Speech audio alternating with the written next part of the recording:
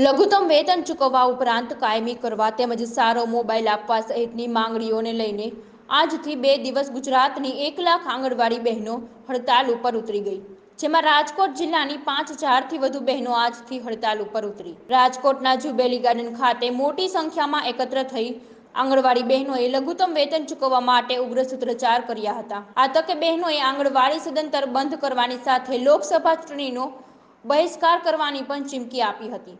આંગણવાડી બંધ રહેતા આજથી 2 દિવસ 62,000 બાળકોનું ભણતર બગડશે।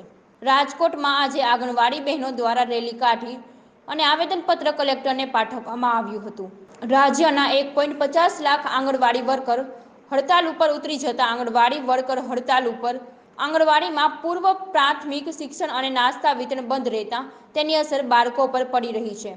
2 દિવસ સુધી આંગણવાડી વર્કરો હડતાલ રાખવાની જાહેરાત કરવામાં આવી હતી। સંયુક્ત રાષ્ટ્રીય ટ્રેડ યુનિયનનો ઇનપુટ, HMS, આઈટુક, સીટુ સેવા સહિતના રાષ્ટ્રીય ટ્રેડ યુનિયનો સાથે સંકલિત આંગણવાડી આશા, ફેસિલિએટર અને મધ્યાહન ભોજન કર્મીઓના બનેલા રાષ્ટ્રીય મંચ દ્વારા તારીખ 16ના રોજ અપાયેલ રાષ્ટ્રવ્યાપી કામ બંધમાં ગુજરાતના હજારો આંગણવાડી આશા, ફેસિલિએટરો અને મધ્યાહન ભોજન કર્મીઓ આજે અને આવતીકાલે કામથી અળગા રહેશે તેમ ગુજરાત આંગણવાડી કર્મચારી સંગઠન સૌરાષ્ટ્ર ઝોનના પ્રમુખ રંજનબેન સંધાણીએ, આશા હેલ્થ વર્કર્સ યુનિયનના રાજકોટ પ્રમુખ અલકાબેન ભટ્ટ અને મંત્રી ચંદ્રિકાબેન સુદાણીએ સંયુક્ત યાદીમાં જણાવ્યું હતું।